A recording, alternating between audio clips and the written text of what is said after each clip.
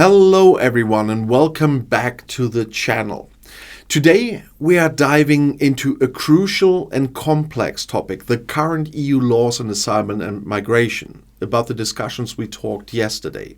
Today we'll be exploring key regulations including the Dublin III regulation and understanding how these laws impact both asylum seekers and EU member states. Whether you're a student of international law, a policy enthusiast, or just curious about how asylum and migration are handled in the EU, this video will give you a little overview. And so I say, let's get started. First, let's set the stage with a brief overview of EU asylum and migration laws. The European Union has developed a set of rules and regulations to manage asylum seekers and migration, ensuring a coordinated approach among member states. And the key goals of these laws are to first ensure fair treatment, which means to protect the rights of asylum seekers and migrants and ensure they are treated fairly and humanely. And secondly, to promote solidarity, to distribute the responsibilities of handling asylum seekers fairly among member states. And thirdly, to streamline procedures, to create a standardized process for processing asylum claims across the EU.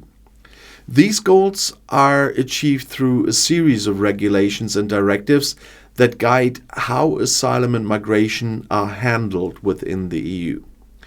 One of the central pieces of this framework is the Dublin III regulation, which I'll explore in detail next. The Dublin III regulation is a key element of the EU's asylum system. Officially known as Regulation EU number 604 of 2013, it was adopted in June 2013 and is part of the Dublin system, which has been in place since 1990. The main purpose of Dublin III is to determine which EU member state is responsible for examining an asylum application. And here's how it works. First, there's the single asylum claim. Dublin III aims to ensure that an asylum seeker's claim is examined by only one EU member state, preventing asylum shopping where individuals might apply in multiple countries to find a more favorable outcome. And second, we have the responsibility criteria. The regulation sets out a hierarchy of criteria to determine responsibility, and this includes the first country of entry. Generally, the country where the asylum seeker first enters the EU is responsible for processing their claim. Then we have family reunification. If an asylum seeker has family members legally residing in another member state, that state may take responsibility. And then there's the visa issuance. If the asylum seeker has previously been issued a visa by another member state, that state might be responsible for their current claim. And then we have the transfers. If an asylum seeker applies in a member state other than the one responsible, the responsible state may request the transfer of the asylum seeker back to their first point of entry or other responsible country. This is intended to prevent forum shopping and ensure a fair distribution of responsibilities.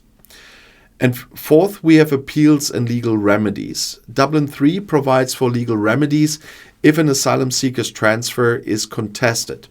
This ensures that individuals have the right to appeal and challenge their transfer to another country. The Dublin III regulation plays a significant role in managing asylum claims across the EU, but it's not without its challenges and criticisms, which we'll discuss later. First, let's look at some other important regulations and directives that complement Dublin III. In addition to the Dublin III regulation, several other regulations and directives are crucial for the EU's asylum and migration framework. First, we have the Asylum Procedures Directive. This directive sets out common procedures for granting and withdrawing international protection. It ensures that all member states provide fair and efficient asylum procedures, and that includes the application processing. There's a standard for processing asylum claims, and providing necessary information to applicants.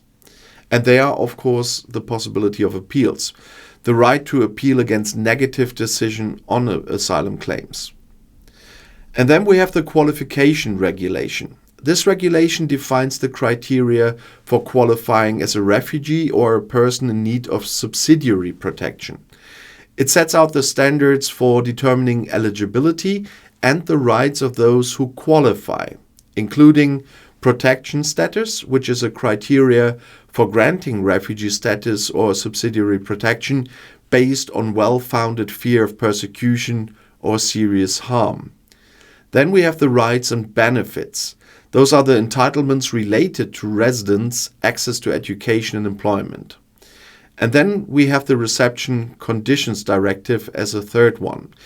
This directive outlines the minimum standards for the reception of asylum seekers, and it covers, for example, the living conditions, ensuring adequate housing, food, and medical care for asylum seekers, and it talks about the access to employment.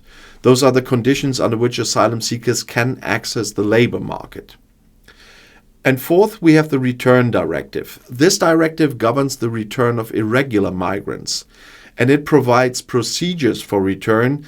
Those are the guidelines for the return of individuals who do not have legal grounds to stay in the EU. And they provide safeguards. They ensure humane treatment and respect for human rights during the return process. And all these regulations work together to create a comprehensive framework for managing asylum and migration in the EU. They ensure a standardized approach while respecting the rights and needs of individuals seeking protection. Despite the framework provided by these regulations, the EU asylum and migration system faces several challenges and controversies. First, we have the burden sharing. The Dublin III regulation has been criticized for placing a disproportionate burden on certain member states, particularly those, of course, on the EU's external borders. Countries like Greece and Italy have faced significant pressure due to their geographic location. Secondly, there are humanitarian concerns. There have been concerns about the treatment of asylum seekers, particularly in terms of detention conditions, the length of procedures, and the adequacy of reception conditions. And thirdly, we have political disputes. The EU has faced political disagreement among member states regarding the distribution of asylum seekers and the implementation of common policies. I talked about this in length yesterday. This has led to challenges in achieving a unified approach to asylum and migration. And fourth, we have the Brexit impact. With the UK's departure from the EU, there have been questions about how Brexit will affect asylum and migration policies and cooperation between the UK and the EU member states. And these challenges highlight the need for ongoing reform and cooperation to ensure that the asylum and migration system remains fair, efficient, and humane. Looking ahead, there are ongoing discussions and proposals aimed at reforming the EU's asylum and migration policies with some key areas of focus. The first is the reform proposals. The European Commission has proposed reforms to the Dublin system, aiming for a more equitable distribution of asylum seekers and improved solidarity among member states. Secondly, the enhanced cooperation. There is a push for better cooperation between EU countries and external partners to address the root causes of migration and improve border management. And thirdly, we have the human rights focus. Future reforms are likely to place greater emphasis on protecting the rights of asylum seekers and ensuring humane treatment throughout the asylum process. And fourth, we have the integration policies. Efforts are being made to improve integration policies, helping asylum seekers and migrants become active and contributing members of society. The future of EU asylum and migration laws will depend on the ability of member states to work together and address these complex issues in a way that balances security, humanitarian needs, and solidarity. It's a challenging task, but one that is essential for creating a fair and effective system. So thank you for joining me on this in-depth look at EU asylum and migration laws. And if you have any questions or thoughts, leave them in the comments below. And don't forget to like this video and subscribe for more insights into important EU issues. Until next time, take care and stay informed. And the next video is right here in the end screen.